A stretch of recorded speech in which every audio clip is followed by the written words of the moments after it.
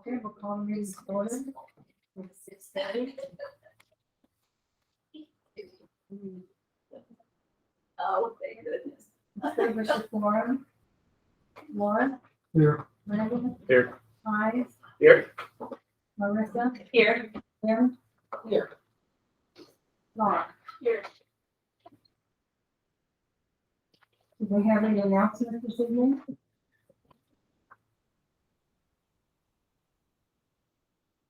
Okay, do we have any public comment this evening?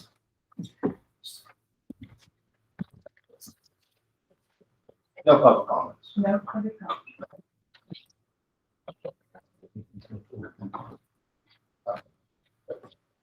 Then we'll open the public hearing. This is a voluntary annexation, 4.09 acre property at Rocky Road Estates located in the Parks, Eagleton Survey number 24, abstract number 1, Blanco County, Texas.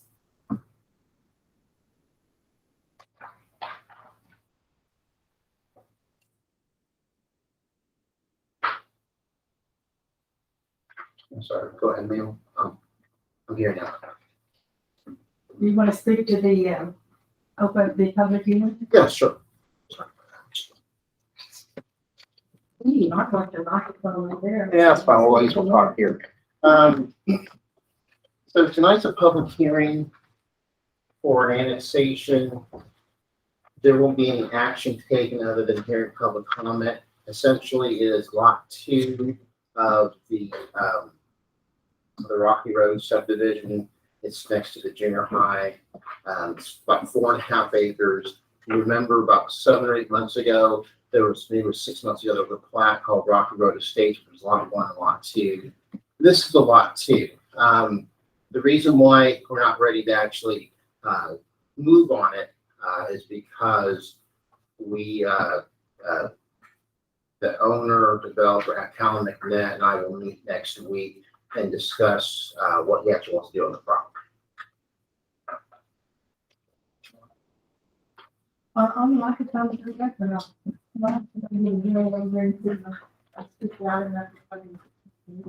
Is it on? Yeah, so I'm sorry about that. So that's where we're at. The owner has decided for now, next month, he'll actually have a plan in place for how many lots, what type of product he wants.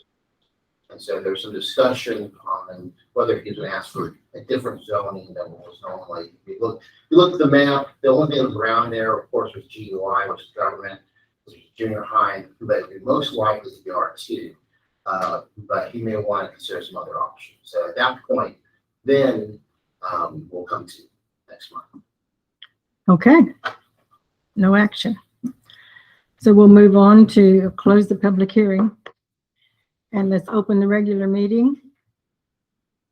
And we have a presentation, I believe, for a 281 overlay project, overlaid by Tommy McClung, Atlas Design Services. Hi, Tommy, come on up. Do you want to speak from there, or you going to give him a microphone? Yeah. It may be easier if I don't. My voice is hoarse, and if I talk normal, it's gonna be loud like this. Okay, that's fine. I don't know if the mic will pick you up or not, but we'll try it. So I will just say that Tommy has been working with the 281 Overlay Committee. He, along with K3s, they were hired to basically do the overlay, to look at some different options. And so that's what he's going to present the planning commission. If you haven't been involved in it, it's been pretty interesting. There was an open house about a month or so ago. We took a lot of that information. We also had, you'll hear more about it. We also had a survey and some other things. That's how we kind of came up with something. I'm gonna go ahead and put that on for you. To the commission, the reason why we felt it was important to do this presentation, this is more logistical than anything. The next step in this process is really to open it up to the public process. That is, the code that will come out of all this work is now going to be put in front of the steering committee. They're going to review it, and it'll come to you, you'll review it, and then it'll go to council. So it made sense for us to at least inform the group, the commission, of what the process was to this point. So you weren't Perfect. surprised, why did we have this in front of us? Where did this come from? Did somebody just make this up? Which mailbox did we get this out of? So today we're gonna just kind of run through this. I'm not planning to take very long. We've got Connie and Lauren here participated. And Donna's participated, Warren's participated. So we got a good group in here to represent if there are any questions, but we'll share the process. We were trying to get the Google Meet on because we've got the Cave Freeze team, Brandon Milan and Selena Angel. I almost always call her Angel Selena, but she gets a kick out of it. But they both work Cave Freeze, and Brandon used to be with City of Leon Valley as their planner. So they've got a real deep background in planning. Atlas Design Services, we are a civil engineering firm. And so we are working with them on the technical elements to this, and they're working on more of the urban planning, and right now they're actually drafting the code. So we'll go through this agenda today. We'll talk about the project approach, the project team, the project schedule. We'll show you what we defined as the 281 corridor, and then we'll just quickly go over the deliverables up to this point, because at the end of the day, all y'all care about is the code that's going to be drafted and put in front of you. I shouldn't say care about, that's too strong a word. But you understand that's going to be the more material piece that you're looking at rather than what's led up to this moment. Next slide. Okay, so the approach, a little bit further, that's okay. There's essentially, and I don't want to say phases, there are three continuums that we've worked on. That was defining the context and developing the solution, and now we're into the implementation phase. This just gives you a high level perspective over what's been happening over the last, really since January, we've been going through this process. And there's been, and you'll see in a moment, 4 deliverables to this point, and we're now actually in the process and almost complete the first draft of the code. Next slide, please. So the organization, the project organization, steering committee, you can see the names up there. I'm just hoping I didn't miss anybody.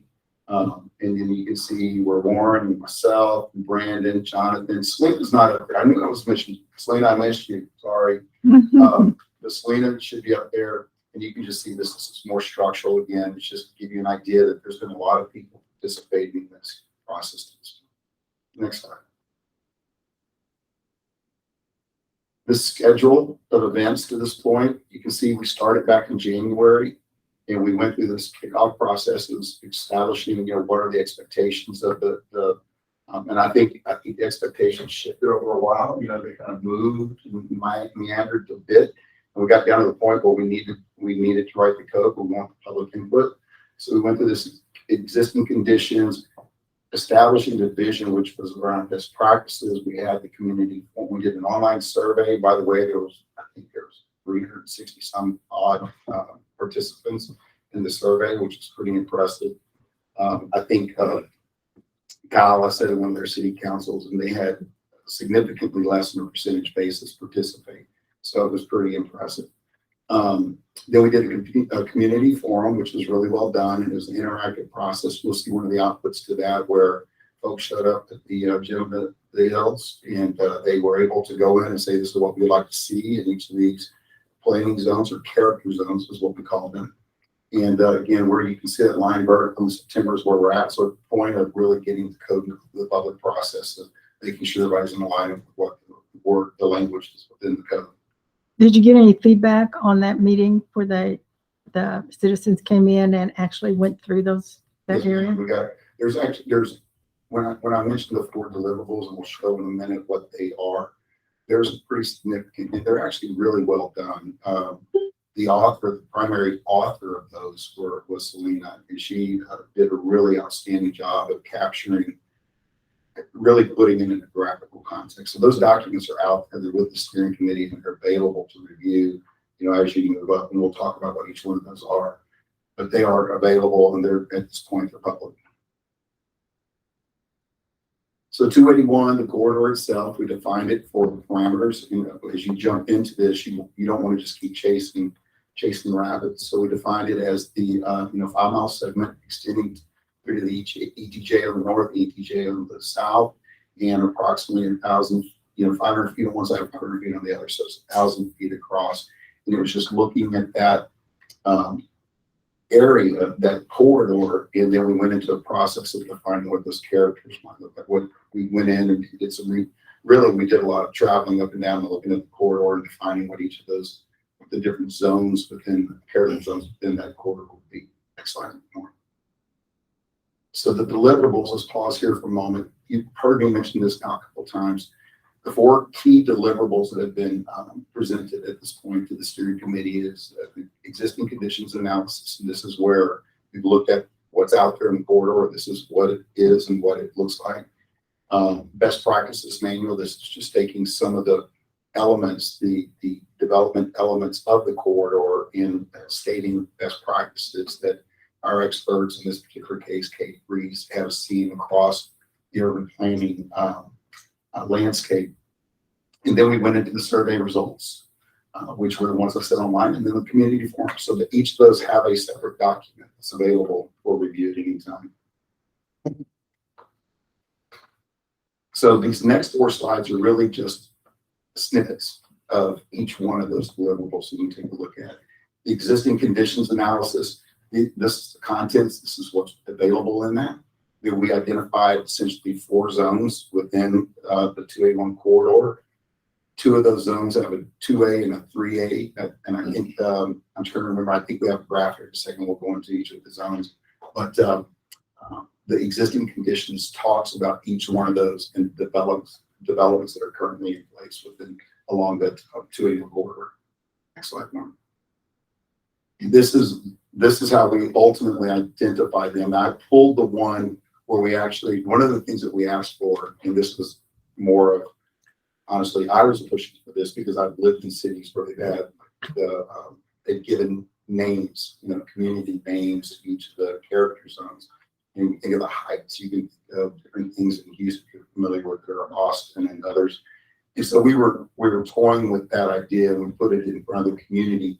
We got input on a couple of them, but we really left it up to the steering committee at this point. That's something the community wants to buy into. But there were certain characteristics within each of these zones that were would definitively inform at least code writing, because you need to understand what's already in existence, how you want to protect and respect the cultural elements or the cultural perspective of the city.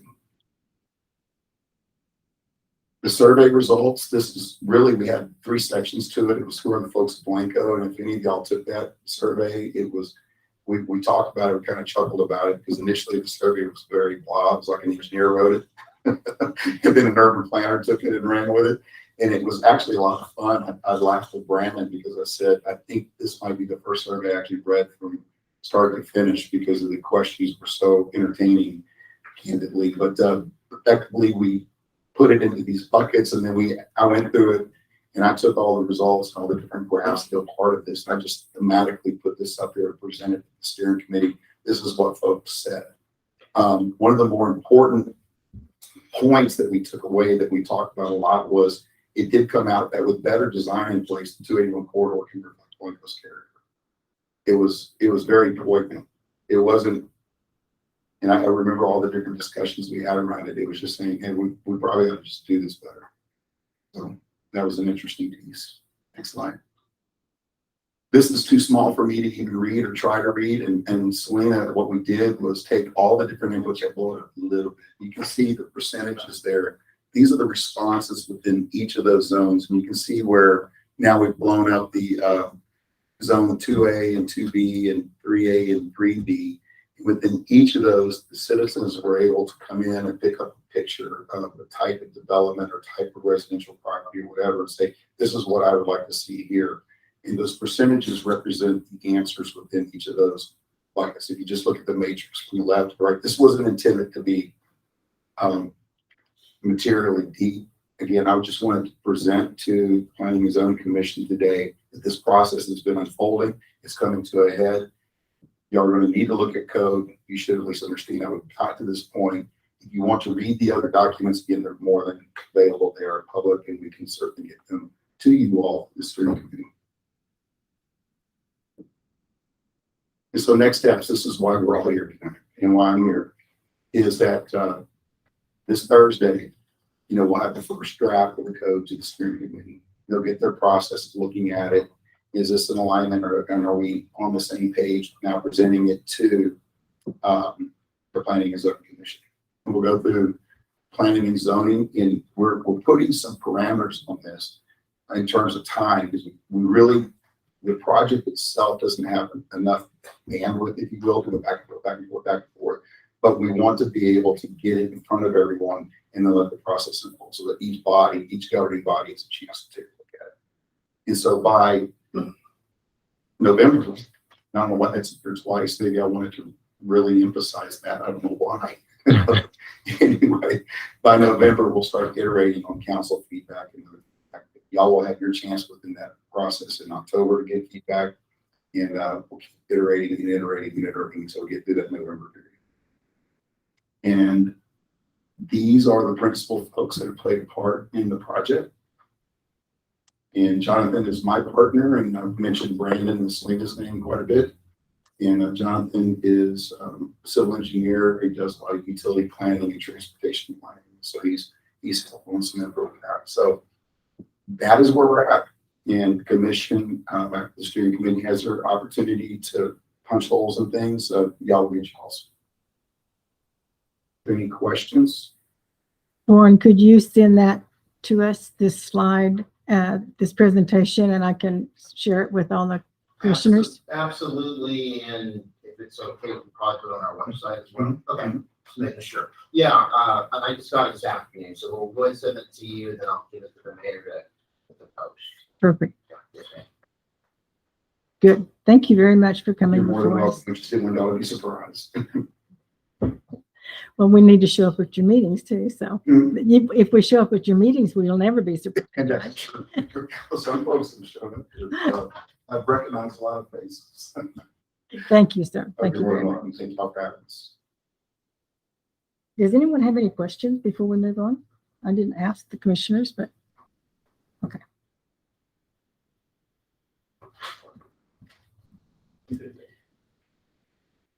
I know it's not time for public comments, but I do have a question. I think that you'll need to speak to him after the meeting. Okay. Okay, so there's no action on this, but we will be getting that. I'll be sending that to you folks, so you'll have a chance to go over it. And I urge you to show up at some of these, at this meeting, especially in September on the 19th, if we can, to hear their presentation and have it interactive if we need to speak with them. The next thing on the list, item number 2, is an update on ordinances by Warren, our city administrator. Okay. Oh, there we go. Okay. Thank you very much. I want to give you an update on probably what you've been seeing in social media, and hopefully you've actually seen the improvements that we've been trying to work on. And that is, I think a couple months ago, I mentioned to you that we were going to hire a community enforcement coordinator.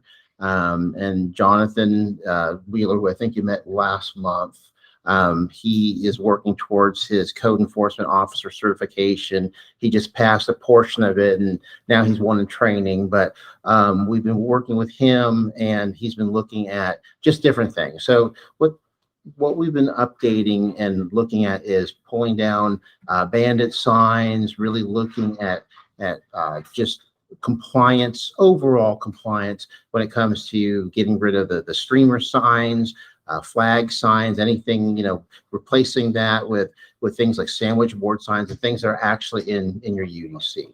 So we've been looking at that, but beyond that, enforcement is also about enforcing all the ordinances we have, whether we like them or not. And so one of the things that I'm going to mention is some of the things that we've been doing and some of the actions that we're going to bring to council tomorrow night. So we've been looking at signage. We've been looking at if there's things that are not allowed in your front yard, just things that are unorganized. And from the standpoint of how code enforcement or community enforcement is done, we're pretty much on the baby steps for this community. But I also want to make sure that this is something that the community wants. So we looked at right now. We've been looking at some different things. I'll mention that in a minute. And we haven't sent any citations. We've only sent door hangers or just letters, just courtesy letters at this point. And hopefully through those efforts with really no real enforcement, just talking to people, and hopefully you start to see that this community has, again, I think it was great to begin with, but you can always improve a little bit and do some things and hope it help things look better. So that's what we've been focusing on. The main thing the last couple of weeks has been what we call high grass. So the ordinance, if you ever look at chapter 7 of the ordinance, which talks about is basically health and safety. It's 12 inches unless you're doing any kind of farming or anything like that, which then the zoning should reflect that. So we're looking at, this is 12 inches. And then, but it's more than just the high grass. We're making sure that there isn't overgrowth, that there isn't all of those different things, because they lead to other things. They lead to bugs. They lead to just different things that can happen. But again, I've always talked to Jonathan and whoever does the enforcement, pretty much not just 12 inches. I want to make sure it's 13 before we send a letter out. I don't want there to be an argument about oh, it's really only 11. So we try to do this on the minimum standards. I'm sure that you've heard that the other thing that we've looked at is any loose animals. So we've had some for instances of some chickens just walking around. I can tell you that is a health risk, but that is something that I want the community to think about, and I want the council to think about. So there's been some pushback, and what I want to let you know, the reason why I'm letting you know today is because I'm going to council tomorrow night, not to make a decision yet, but just to talk about some ways to handle this. There's a couple of different things that we can do. I think before, the community really didn't have any real code enforcement or real community outreach, except for maybe pulling down some bandit signs in the right of way. I'm hoping that we can continue to do some code enforcing and looking at community standards. So the other issue could be, you could go with either really two issues. You can go either with what we call a complaint-based approach, that the only time you deal with something is a complaint. I'll be honest with you, I'm not really in favor of doing that, because when it's complaint-based, you're pitting neighbor against neighbor. Then it's also an unfair situation. Someone that lives on 3 or 4 acres, probably nobody will ever have a problem with them. If you live on a postage stamp, you could have issues. We also have to look at our rules fairly and make sure that we're enforcing them, because it's not just about the community standards we're talking about, it's also about other things. It's about the UDC, it's about, different ordinance, water quality ordinance, about all the ordinances that we have. So we need to make sure that we're looking at them the same. So tomorrow night, we're going to talk about those two ordinances in particular, which is 7, which is the health and safety, and sanitation, and then 3, which is animal control. And one of the things we may look at is lowering those standards, not lowering the enforcement. So if you want things to be easier, you have to make the standards easier, not necessarily the enforcement easier, because then there could be other issues with enforcement. Like if I want a building code to look a certain way and someone wants to do whatever they want. So we're looking at enforcement. Wanted to let you know that that's kind of the what's happening, and then anything that comes from this council meeting, I'll give you an update on. But tomorrow night's meeting, looking at the standards and looking at the type of enforcement, will deal with just more of a kind of a bird's eye view and more of a discussion. And then the next council meeting, maybe there'll be some decision taken by the council. But that's really pretty much it. Jonathan's been doing a really good job, but this is what administration's been looking at. And again, we're going to be flexible. If the council decides they want to look at some different standards, we'll look at some different standards. But again, the administration works for you, the community works for the council. So we are going to do ultimately what we're asked to do. Thanks. I have some questions here. Questions? So, okay, so I've got a couple questions that I'm kind of interested in. As far as y'all's kind of base point for choosing, I know you haven't done citations yet, but I know y'all sent out some letters, primarily on the chicken thing. I'm Sure. curious, how do y'all choose who to send them to? Where you drive by and you see chickens in the yard? Well, yes. So if you see any animals that are in the yard just walking around that are considered loose, so we have a livestock provision in that chapter 3. Right, I read it. If there's a cow, if there's a horse. Now we haven't seen any of those. They've been chickens. So, there may be 5 or 6 families that have them out. We may only catch 2 or 3. Oh, okay. So that's how that comes. It's at least see a little backstory here. So I bought a property that I turned into a rental house, and when I first bought it, there were a bunch of chickens in the yard, and I was kind of curious about it. So I went to talk to a neighbor who's probably mid-60s, maybe 70. And I asked him about it, and I said, so what's going on with chickens? He goes, I don't know. I've lived here my entire life. They've always been here. No one owns them. So I guess my question is, does that mean at some point people that don't have any ownership of the chickens that would then get those messages, and how does that get kind of decided upon? Because those chickens apparently have been there for 75, 80 years or longer. I was just kind of curious how that all comes together when there's no ownership, but yet they just kind of run freely, and they have for almost a century. So let's talk about let's go backwards. Let's talk about the process. The process is a letter is sent to a property owner. They have the ability to talk to staff and say, hey, this is what's happened. For example, with the animals, this isn't ours. And in that case, if it isn't, we'll either figure it out, or we'll have to do something about it, because and let's be honest, animals just don't hang around because they want to hang around. There's food. I mean, there's a root issue. Not to get into any specifics, but I think the 3 situations we've had are somewhat resolved. So, but having said that, yeah, I mean, if it's on your property, you're gonna get a letter. No, you're not gonna get a citation, and we're probably, unless it becomes a real issue, probably not taking it to court. What I want people to understand is this is for the betterment of the community, and we're going to work with you. It's about compliance, not beating you overhead and fining you. I mean, it's about compliance. So, but the answer to your specific question is, if it's on your property, you're probably going to get a letter. It may not be your chicken. I don't know.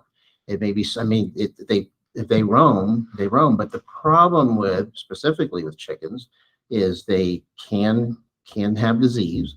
They are prey. They can be eaten by other things. So there's a lot of situation there.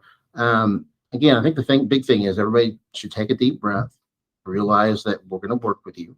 And, if you get a certified letter, or if you get a door hanger or something, call the city and let's work with you. Well, let me ask a question here. Sure. I would guess that if it were chickens or dogs or any other animal, goats, if they don't belong to that property, I assume the city will come and do something with them.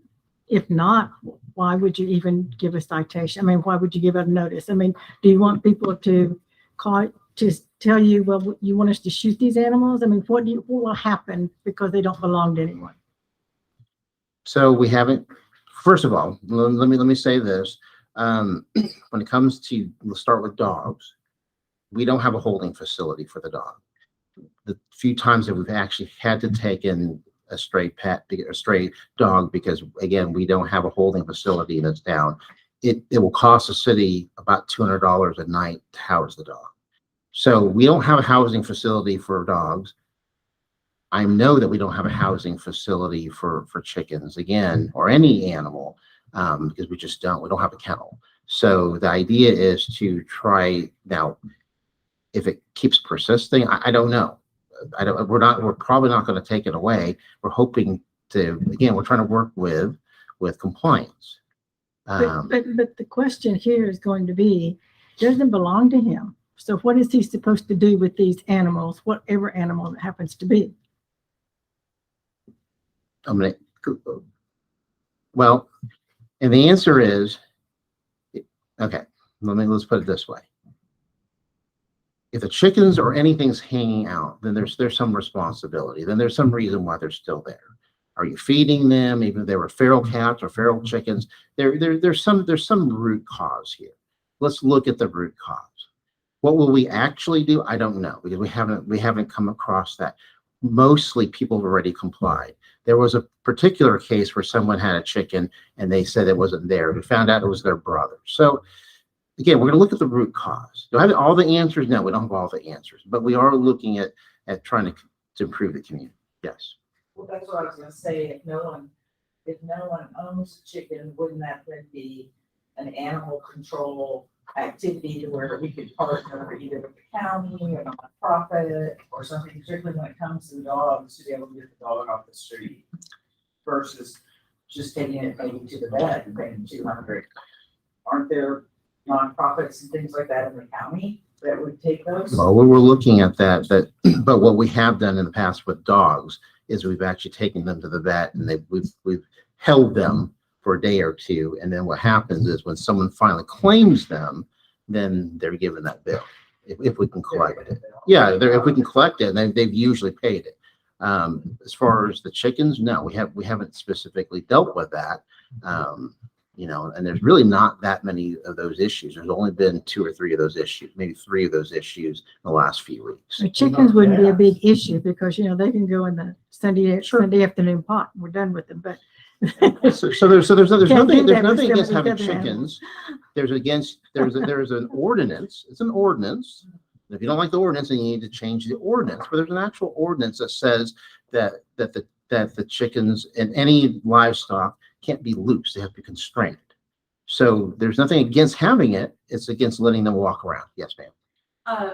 Question I have, I guess it was in the minutes. I wasn't at the last meeting where this was the enforcement was brought up, but I was reading the minutes and it stated that the city has decided to start enforcing minor infractions first, like grass and chickens, rather than, it seemed to me like because you're making this massive change in the city, going after the more blatant, undisputable ordinance infractions that do impact, a neighborhood would be more, accepted by people and give people time to grow accustomed to these being enforced. So I'm just kind of wondering why y'all decided to go with the more minor infractions first.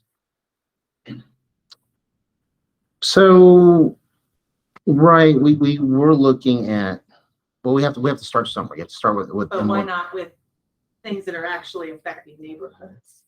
And there are some blatant that no one would really dispute as issues that should be addressed long before these small things. So those bigger things, we're actually working on them now, and people are fighting them, and you haven't heard about it yet. And that's the truth. It takes a lot more information. So for example, there are a few people in town that have what is called those Connex buildings.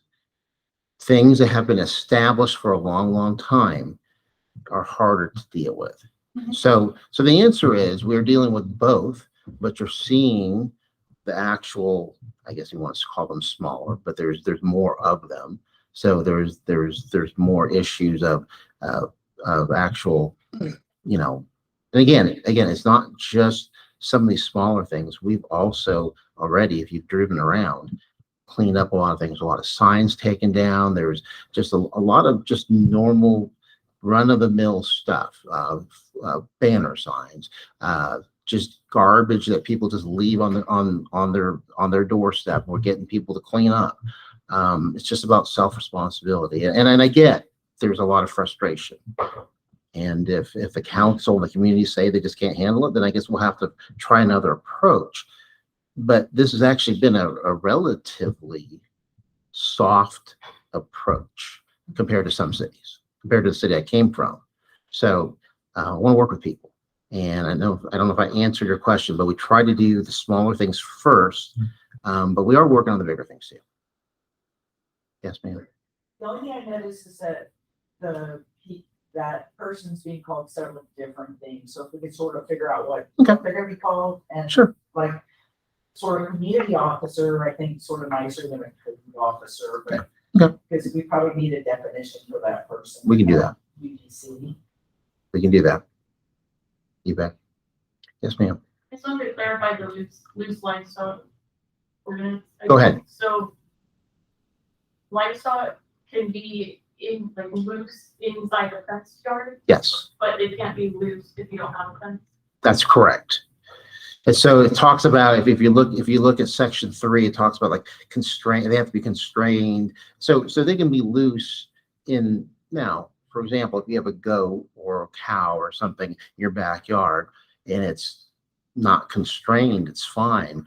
But there are things that can jump over fences. So for example, if you have a chicken or if you have a rooster or if you have when I was growing up as a kid with peacocks, so you have, I mean, anything that can fly a little bit, then you have to have, and it specifically talks about it being in a coop or some kind of constraint. So for chickens, are they required right now to be inside a coop or is it? Yes, they're actually required to be inside a constrained, a coop or something like a coop. Yes, and it actually talks about that in section 3. What if they don't put so they can't fly? Is there any differentiation there?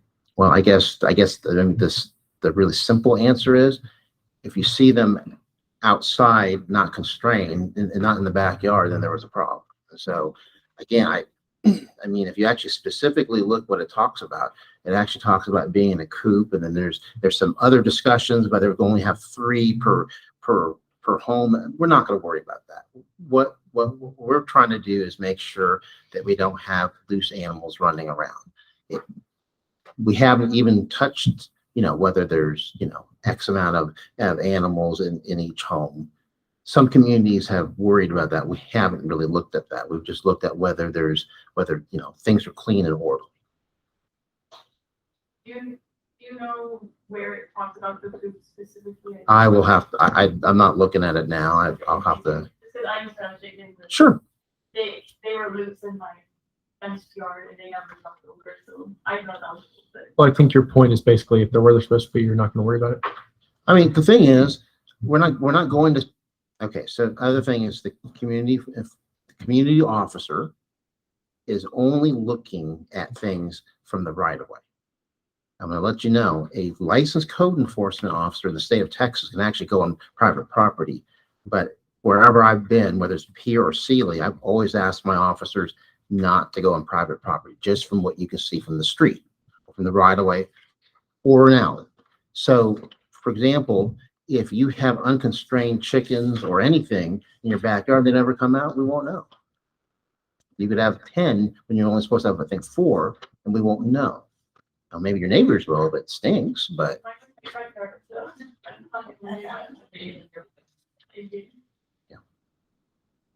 Well, we have folks in the city of Blanco.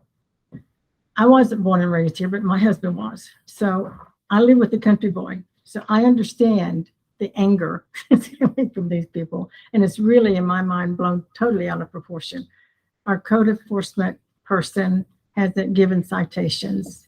And I was very glad to see in the paper where the mayor had written regarding this issue, because I think she clarified a lot of things. I believe people thought from some of the comments that were on Facebook that people were getting citations. So it's nice to know that they're not getting citations. They're only getting a notice that all they have to do is call the administration building and talk about what they got the notice for and how to correct it. And then they can have that conversation. So I'm really glad that that came out in the paper, because I think that makes a big difference.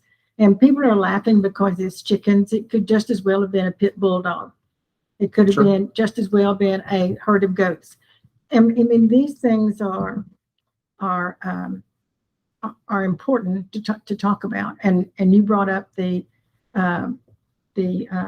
health issue, which is another issue. So, but But I understand the other side of it because I married a boy that's been here all his life. And so these are big changes to them, even though they don't seem like big changes to some of us. So I will say, again, I know there are big changes to this community, and I am very aware of that. But and if this is all that we do, we've actually made some real improvements. I hope that we can continue working on these projects and making sure of it. But I do understand, and it's good that the community. I've had a few people call me and been talking about it, and I think I understand. We start to learn how to approach it a little bit differently. I think Jonathan's done a good job.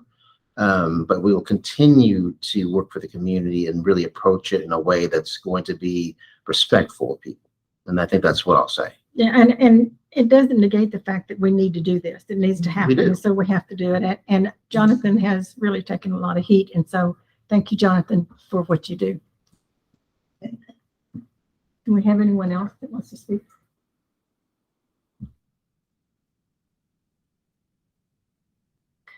Thank you, Warren, for bringing that up today. Yes, ma'am. Okay, so we're going to move into new business.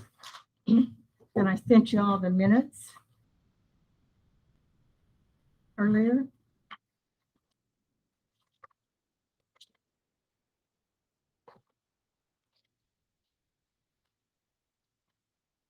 I think I probably gave some to everybody except maybe me.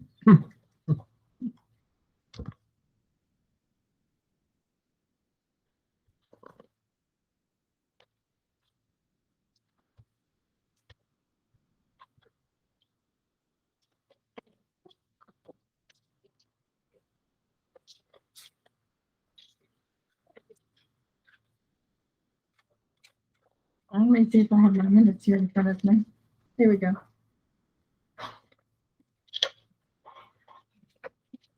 Has everybody read the minutes? Has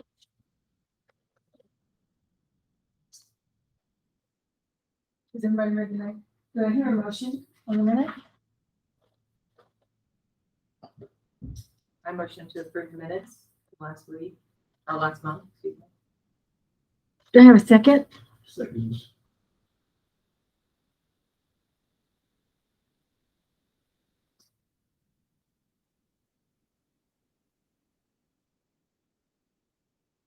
Is there any additional conversation? All in agreement? Passed unanimously.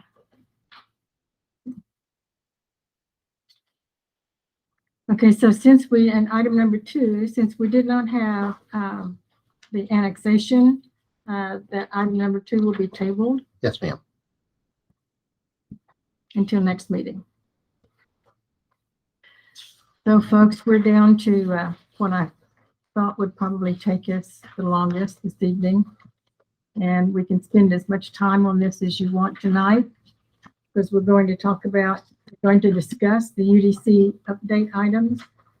We'll review and approve them in our October meeting, so it will not be an action item tonight, but hope it'll be a very informative night that we'll be able to bring up some things that we want to have on the table for next month. So I'll open it up to the folks, and whoever wants to start, just jump out there and start. Brenda, you had some ideas. Do you want to start? No, I mean, I didn't have anything specific. My whole point was I thought from a lot of conversation with different business owners, I thought it would make sense at some point for us to look at the site ordinance as a whole. But I don't have specific points. I think it's just complicated to read at times, and a lot of people that come in and start new businesses don't necessarily know what they're allowed to do and what they're not. So I think if we could find a way to simplify and then maybe look at some of the businesses in town that are in or outside of that compliance and figure out what we like and what we don't, finding a way to maybe put that in there would make sense. So that was my point that I was talking to you about earlier. Can I ask you a question before, like a process question? Sure. Right into it? So if you're thinking of the section 1.10 about the annual updates, and it seems like it's a way for community members to request updates to the UDC. Is this also like, is this the only time that planning and zoning can request updates? We update once a year is the thing, the UDC code, and the one question that I need to clarify, and I'm not sure how this works now since we have the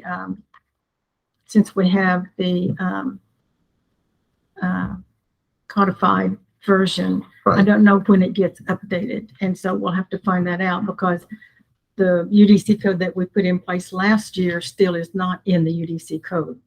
So that's something I need to talk to Warren about, but I will get with you on next month regarding how and when it gets updated because that didn't happen. And so maybe if there's on another timetable, I'll have to find out. But we definitely want, if we suggest an update, it either gets approved or doesn't get approved, and that did get approved. And so, it was the whole thing. So, and if what Brandon is talking about,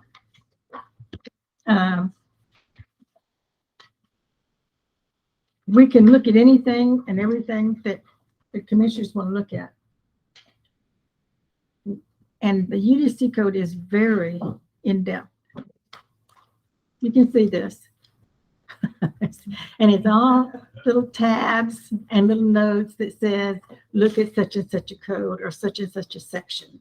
And when they come out with a new code update, I'm going to have an awful time transferring all my notes, and I understand that. So I understand that it's very complicated.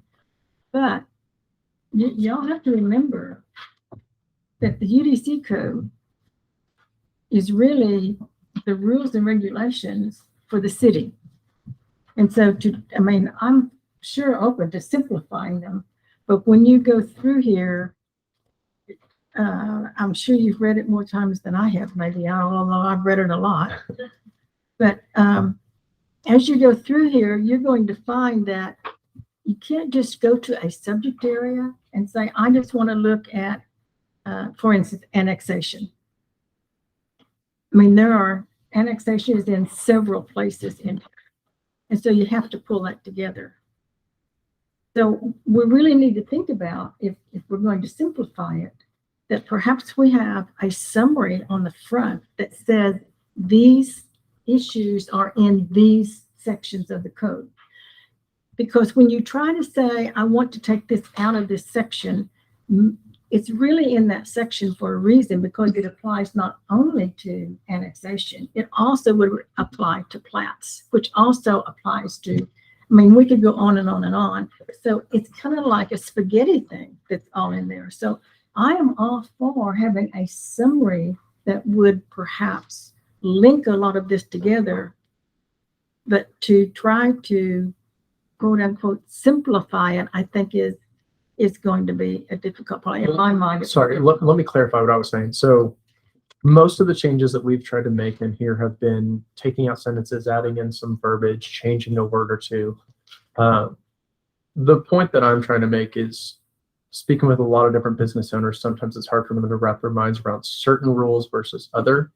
And then also people that read the sign ordinance and then try to decipher what they can put up. Sometimes they get very lost in trying to understand what the actual size is, because there are parts that'll say you can have this unless you have this, but then you can have this and then maybe this. And so it makes it very complicated to try to understand, what am I allowed to have?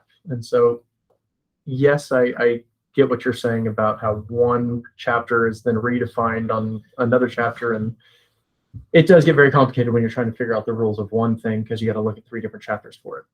I just would like at some point, and maybe we do a workshop, and maybe you do some community involvement, maybe get with some of the business owners and just look at the sign ordinance as a whole, because I think while there's a lot of things that are good in here, I think there are some businesses in town that don't fall inside of it, that do a great job, and some businesses that fall inside of it that don't. And so maybe figuring out, how can we preserve the charm of our town in a way that we can define, but still give businesses the flexibility to advertise in an appropriate manner.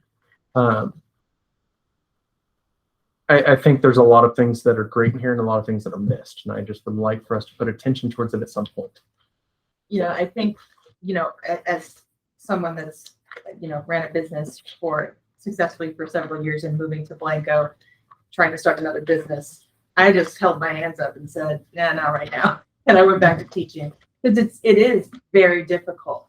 I mean, sit down. I mean, if you sit down, try to put an FAQ together. Like most cities have an FAQ for this is what you do in this situation. You go on their city website. I don't know if you could do that with blanket ordinances because for commercial ordinances, because they kind of are really all over the place and you can't get straight answers. So that's, I mean, I've heard a lot of business owners have that very similar. Go ahead. So I probably did it wrong. I actually went through page by page and wrote down like discrepancies within the UDC code that we have. Some of them, well, we need to add some more definitions, Yes. like adult business, code officer, things like that. But we also have some discrepancies in here. We need to add the 281 overlay committee probably to here, possibly.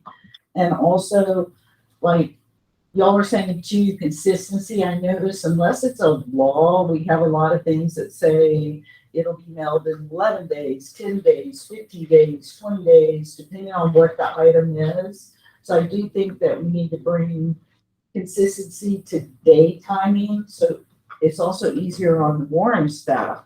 He knows everything needs to be mailed out in a 20-day response time where it's not a law that you have to do it sooner.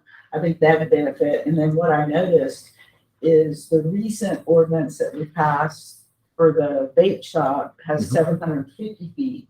But when you look through the UDC code, you have waste treatment services, correction facilities, all those things can be within 500 feet of residences. And that's a So- problem? Well, I think they should all sort of be pulled out to the same distance. Because if you don't want a vape shop, why would you want a correction facility? So I just thought some consistency within the code would make it also easier for people to understand for undesirable, type businesses, if it's sort of all that same distance, then it doesn't start to get confusing depending on what you're doing. So for me, I do agree with Brandon? making more things consistent. But in here on page 67, we say temporary use permits 2 months. And then on page 91, we say it's 90 days. So there are some consistencies within the book. Well, we need to go through those. I don't have the page numbers that you have, so I can't look at that with you right now. Well, and that in itself is a whole nother thing. All of us have a different version of the UDC. And so I think I've got the most updated one. I printed it 6 months ago, but then we've all got these different page numbers. So for us to get the same wording is never the same. And you'll say page 93, and I'm like, okay, for me, it's page 101. And it just gets so lost in translation that it is. I know we need to do that. We should be, actually, what should happen is when, at the beginning of every year, once it's updated, we should get 7 copies from the administration that is printed out there. That way we all have the same one. Yes. We haven't done that, but we can do that. With So that's every one of the single easy. new thing in. That's it. adjusted. So for That's this an update, easy- we can definitely do that. We can definitely have This- 7 That's of an the easy same. fix. So Is that's the new resource web go online the most up to date? But it may be, but if you print it, it may come off your printer different than it would come off Oh, yours or what would come off mine. I So don't know. all I I'm saying printed- is, yeah. Yeah. we want a printed copy that says, For this workshop, we can create 7, and Right. if we have to go out to print for it, we'll take care of it. that way everyone is looking at the same issue. Now, as far as like the sign regulation, the sign regulations aren't in here. Right. It's a whole nother ordinance. The that- sign that- regulation is all by itself. It is. And so, I know that the vaping resolution or ordinance is not in here yet. So there's several things that are in here, but keep in mind, if it isn't passed by the city council, and we don't have an ordinance on it, it can't go in the UDC code. So a resolution isn't in the UDC code. It's on the website and you can see it, but it isn't in here. So it can't go in the UDC code until it comes before city council and we approve it and send it, planning and zoning, we approve it and we send our recommendation to the city council. And until they approve it, it cannot go in here. So that's one issue y'all need to think about. Now, as far as like the sign regulations, I can't imagine maybe I'm wrong, because this is what this conversation is all about. Because you'll have to tell me, but I can't imagine anyone trying to go through this sign regulation on their own from out of town and figuring out what kind of sign they have. But they can call the administration and get all the information that they need and all the permits that they need that would then give them the information that they're asking for. So if Marissa, if you're saying that people from out of town should be able to go into the UDC code and figure out what the sign ordinance is, I think that's a bit of a stretch. Maybe that's just. So what your suggestion is somebody comes into town to build a new business, they should have to call the city to ask what they're allowed to do instead of reading what is allowed? Well, they can read all they want to read, but if Right. they're going to come in and do a new business, they have a lot of things that it's going to be very difficult for them to go through this and figure out what zone am I going to be in? What kind of building am I going to have? What kind of business is it going to be? I mean, if they're going to build a building, now they have to go through additional things. What permits do I have to have? My first suggestion to anyone that's going to come in and has been, if you will go to City Hall and tell them what you plan to do, they will give you the information and the permits that you're going to need to fill out. Am I wrong? Yeah, you are correct. Let me answer one thing though. We can do, because we did this to Celia, we can do a cheat sheet on the sign ordinance. So about 2 pages to say, that basically give you the guideline, and we can probably boil that down.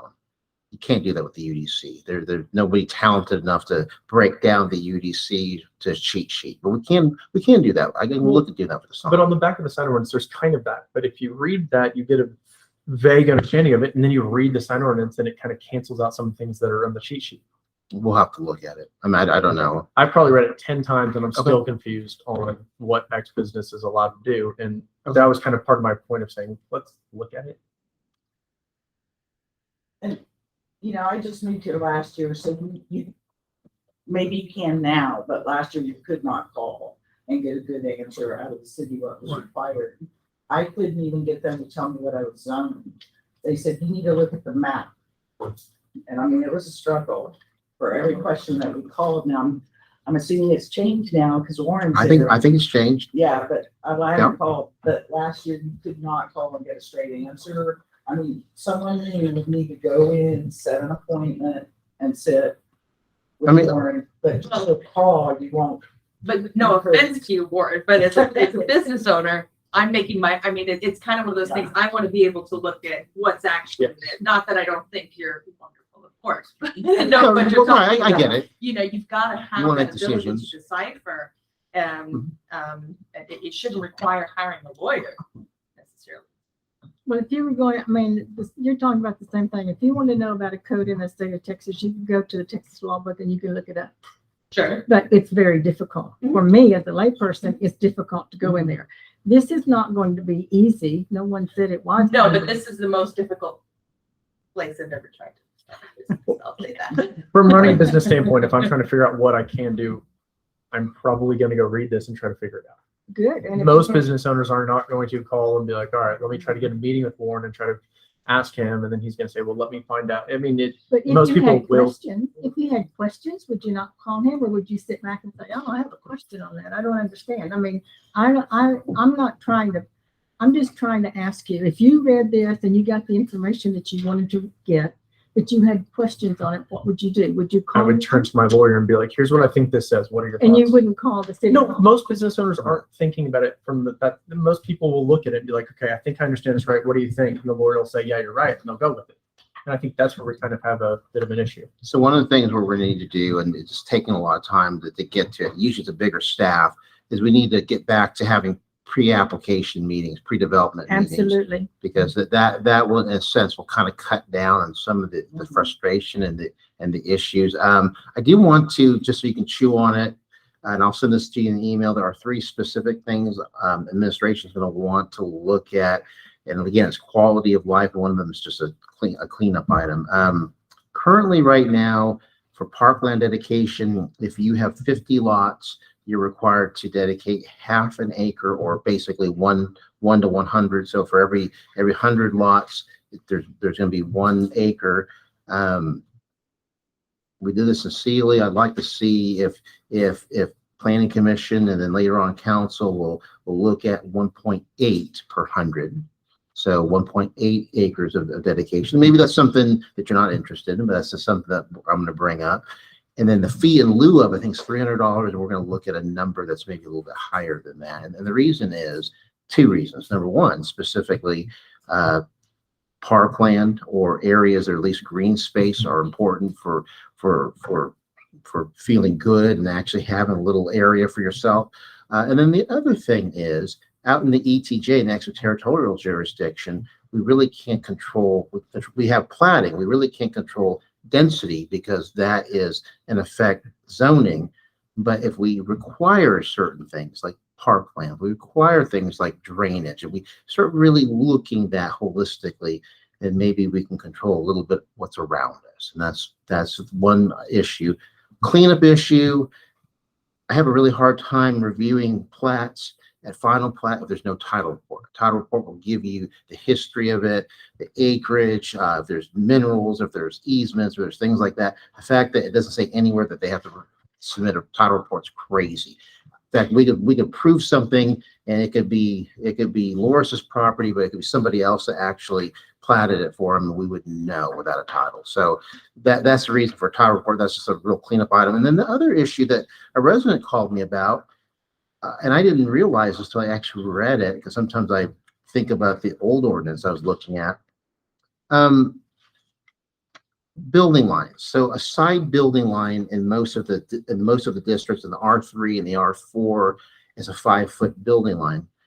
It's assumed that if you're on a corner with a street and you're sighting to it, it's a 10-foot building line. But it actually doesn't say that in our ordinance. So right now, someone could be up to 5 foot next to a street in a certain zone, like an R3 or an R4 zone. So, or R3 to R5 zone. So like to look at making a 10-foot building line when you're on a corner.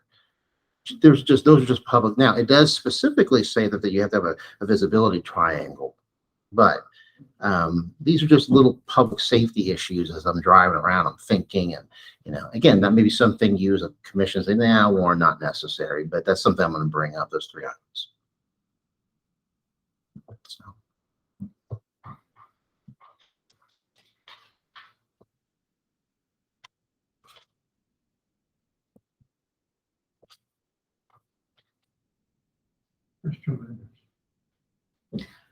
That's what I thought we were supposed to do.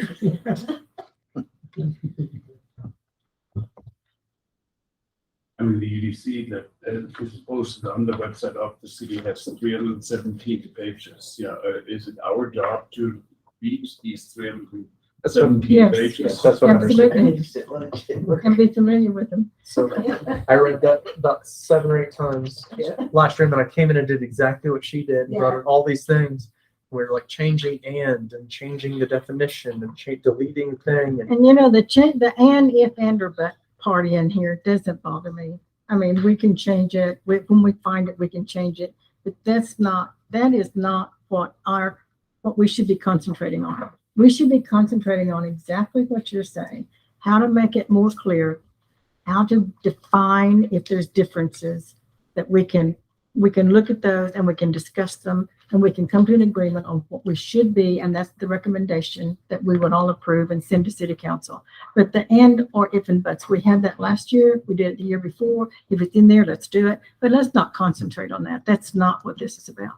I mean, it may be easier to do just a one sheet bullet points if you're C1 or R4, and just go down, allowed, not allowed, and sort of maybe there's a little bit of that. try in to there. pull the information that's sort of in different places, and maybe pull a cheat sheet, and then maybe just put at the bottom subject to ordinance this, and this. Now, my understanding was the ordinance would be placed into the UDC. They will, but they won't Now be. they're sort of just out there. They won't be placed in there until The codification, which the is codification is done. unless November or December. I'll have to ask Okay. Lori when that happens. Okay, but the sign ordinance is how old? But it's actually codified in there. At least it's in my copy, again, my Okay, copy. but it's not mine, and then I've got to have it printed out another deal, and I did that 6 months, maybe a year ago. Okay, And I think the sign ordinances, I don't 4, believe 5, it's in 6, the maybe older. UDC code. I Oh, think I don't it's a even know. side, I think it's a side. Maybe I'm wrong, but I believe I'll it's look a at that. side. But again, I understand that until we have a time that the ordinance, you can't update this every month, because then you'd have to reprint it every month. I understand that. But there has to be, at the end of the year, when everything has been approved, it should then go into the UDC code. so this is what I'm understanding, Commissioner Moore. For the next meeting, we'll have, and before that, we'll have 7 copies of the latest for all the commissioners. So you're going to be looking at the same pages. So Loris is not looking at a different page than Maria, and then we're not going, oh my gosh, we're going to keep that. And then when this finally gets codified at the end of the year, whenever it's done, I'll have to talk to Lori. Then you'll also want a new ordinance, because that's what you're making decisions, not just my recommendation, but you're actually making decisions based on these ordinances. Yes. I was just a little confused. So the sign ordinance apparently was 2010. I mean, we're talking about 12 years ago, but wasn't in the UDC. No, there's I don't think it's from 2010. I think it's more recent than that. It's 2011. Sorry, I was off. Okay. Well, I wasn't here in 2011, so But I was just kind of confused that it's not in my copy. So I've got a whole nother thing, which it was kind of nice having its own separate deal, but so this is what we'll do. We'll have Yeah, 7 the same thing with copies the short-term of rental. Chapter And just 9, have the same thing with all of these other- including the okay. sign orders. We'll have that for you. Lori's gonna love me. We'll get that. We'll get that taken care of in the next. I'm week sorry, or I'm two. not trying to make it complicated. I just No, would we're like good. us to all be on one page and we'll start Absolutely. talking about something. Not a Okay, problem. so the thing then, I don't care how long we stay tonight, I'll stay till y'all get tired, but what I'd like for you to do is so that everybody will have an opportunity to look at what we're going to talk about. If you have a list of what you want to talk about, and maybe even a section in the UDC code, if you will send it to me, I will submit it. I will send it out to everyone as soon as I get it, so that everyone will have a copy of it. All the commissioners, and I'll copy Warren on it so he'll know what's coming up. And I'm gonna go one further. If when you're doing this, you don't know where it is in the code, email me and I'll actually give you the reference. I can do that real fast. If you say, hey, Warren, I really want to change, I want to look at lot size for R3. I don't know where that is specifically is. Send me an email. It's hard for me to go through all my voicemails, but just send me an email. I'll look at it really quick. I'll send it right back to you. So if you have a reference problem, I'll help you, because I think what Susan wants is she wants everybody's comments to come in and then have some referencing so that Yes. it's not so hard. That Yeah, way it'd be when great we- if this had a page number. Yeah, and we could put a page number on there, right, we could. But that was the final draft. You Yes, understand that yes, the page number absolutely. wasn't always there until after we all had conversation. Yes. And then I did that before we ever actually sent it in. No, my whole point is if you had a page number on here, it That'd would be be right great, for wouldn't one it? or two Yeah, of but us. I didn't put it on I've got it on mine, but my page number's not your page Exactly. number, so I just put it on there. So I have a question, Susan. So since I did go through all the pages on the website one, which I'm assuming is the most That's up to okay. date, should I just do page number? I would just put your section and your code. Just because there are some discrepancies in a few things that I found. Yeah, and that's fine, but just be sure that you put your section and Okay.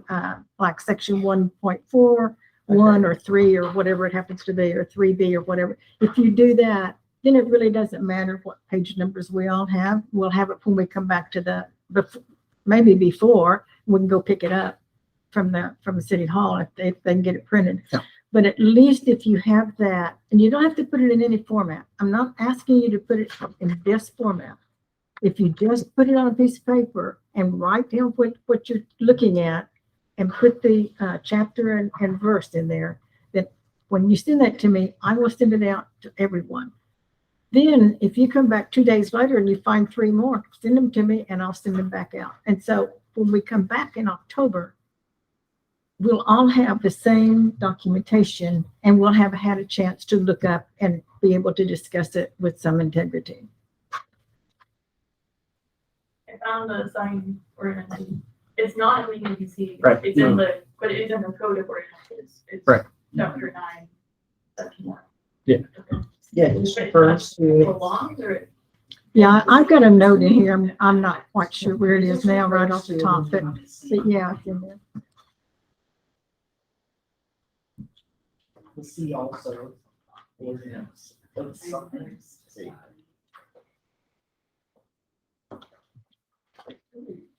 That's the UDC on the city's website. I don't know right off the top of my Yeah, head. it's under the, the orders and all the ordinances are here on the resident. It doesn't have it all in there. This is the front.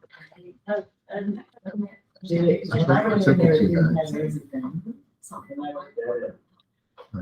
Well, now, what do you have in the Franklin ordinances? What you have in the Franklin ordinances is not all of the UDC code. Keep that in mind. Franklin? I don't, And plus extra work to the unfurnished. yeah, you have extra ordinances that are not part of the UDC, and there's things in there that will reference the UDC, but if you want to see the UDC, it's also up there and it says UDC, and you can click on it and you can see the whole thing. But it's also on Franklin as under chapter 9. Yes, yeah, if you go to chapter 9, then you see the Yeah. UDC again, yes, yeah, but it's not incorporated into what they have. Some of it is, but not all of it. Anyway, so I was gonna look up signs and see where it was, because I've got a note on here somewhere, but I don't know where it is right at the moment. About something sign ordinance, page 116, I can tell you where it is. Do you have your sign ordinance inside of your UDC now? No. Oh, But I have a note in here that says where it should be placed. oh, okay. And actually, it should be placed in, Right, it's under. it should be down there in, it's gonna be in your section.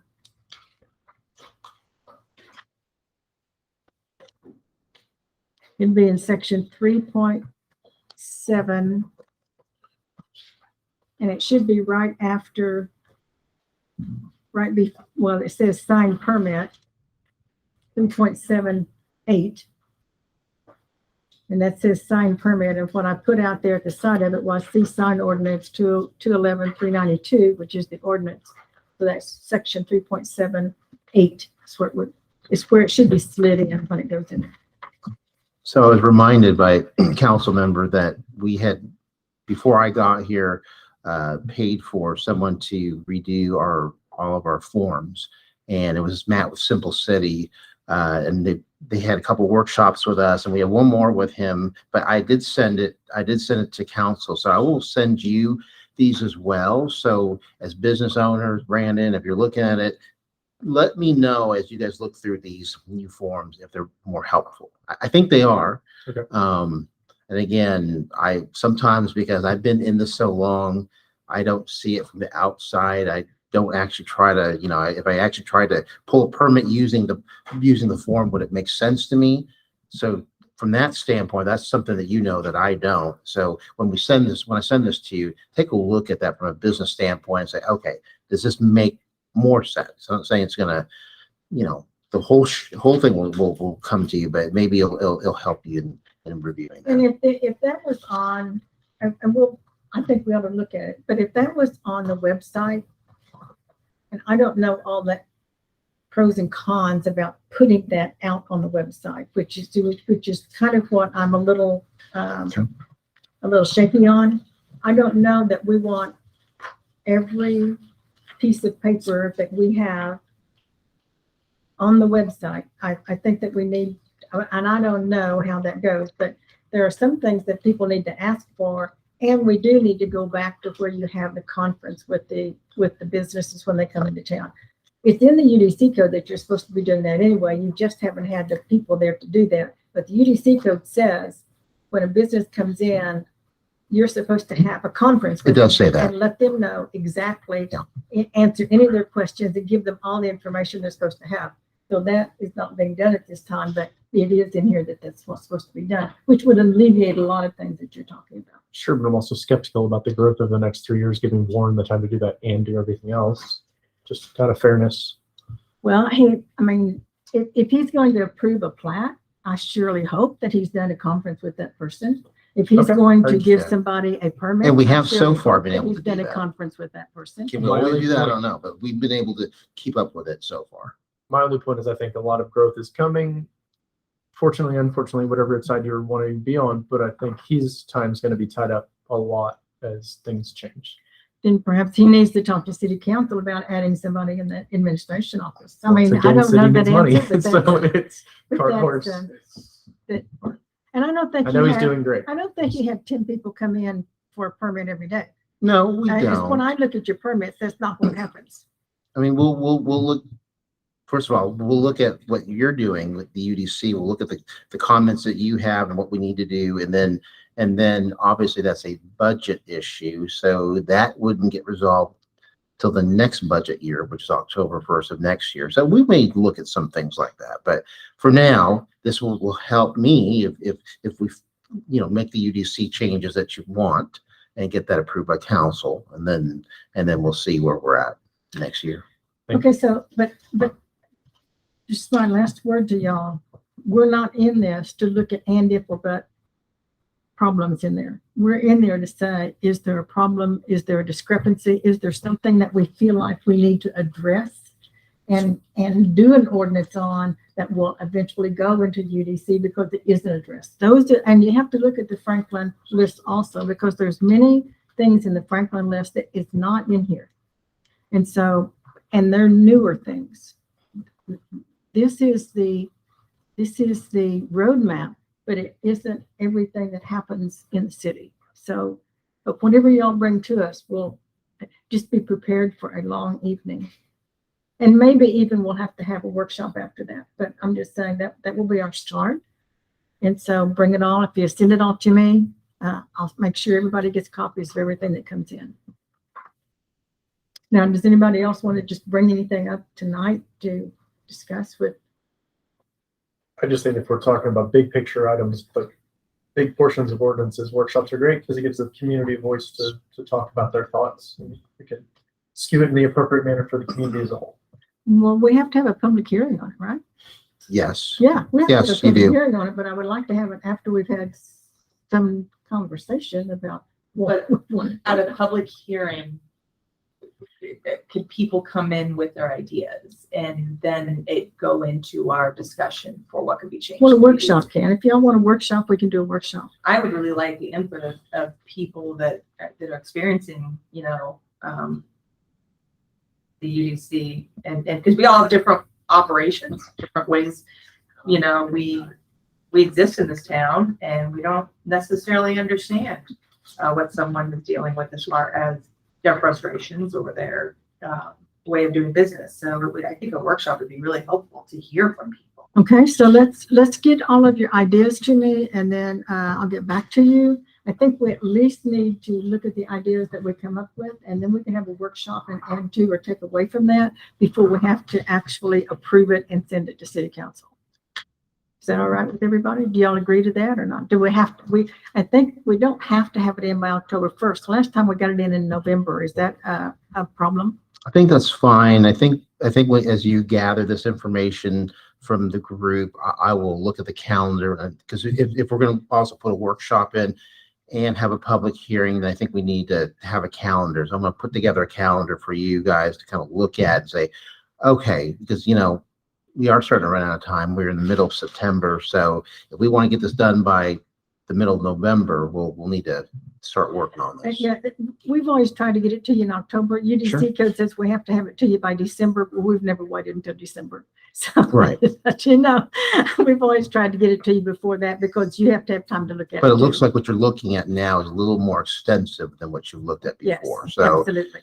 let's shoot for sometime in early November, but if we want to do a workshop, we're going to need a little, we may ask you to, usually meet once a month. We're going to put a workshop in there. We'll probably have to meet another time. Absolutely. It won't be, absolutely. I Okay, mean, if we're going to let's do make this, sure. I think everyone on the commission is perfectly willing to have a workshop. Sure.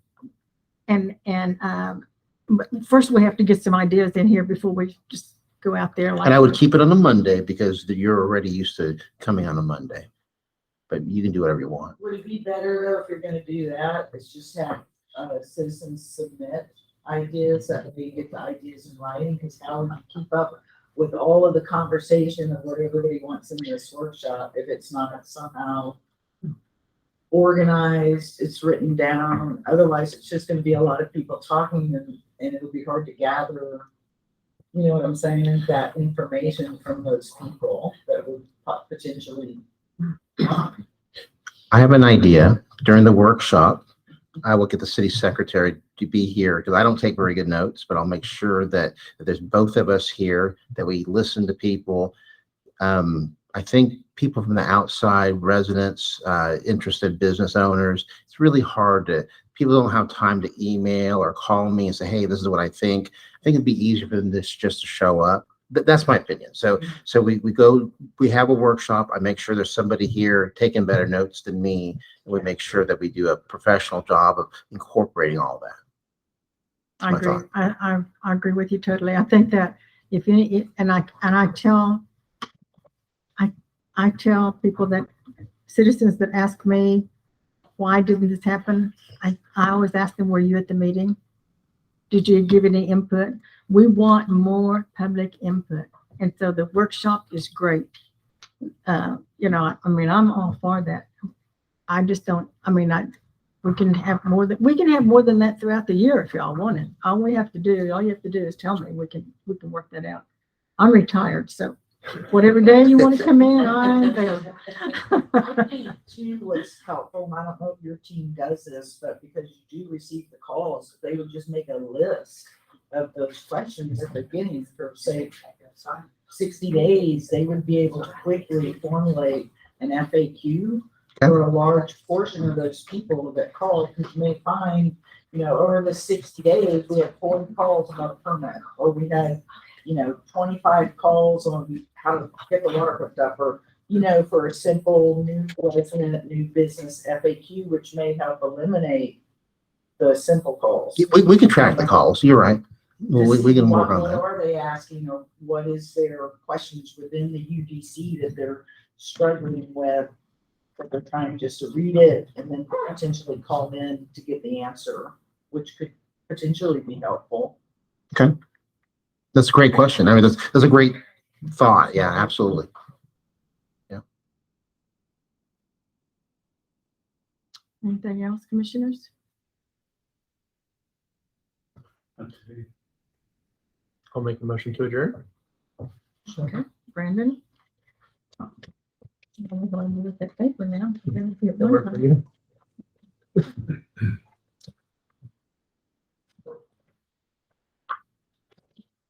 So we'll need to look at these later. Okay, so Brandon made a motion to adjourn. Do I hear a second? Laura seconded. Any more discussion? Everybody in favor? Thank you, ma'am.